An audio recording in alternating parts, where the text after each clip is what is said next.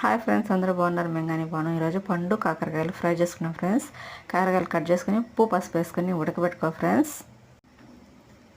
ఇప్పుడు ఒక బాండీలో కొంచెం నూనె వేసుకొని కొంచెం ఆవాలు వేసుకొని అవి చిటపటా అన్న తర్వాత కొంచెం జీలకర్ర వేసుకోవాలి ఫ్రెండ్స్.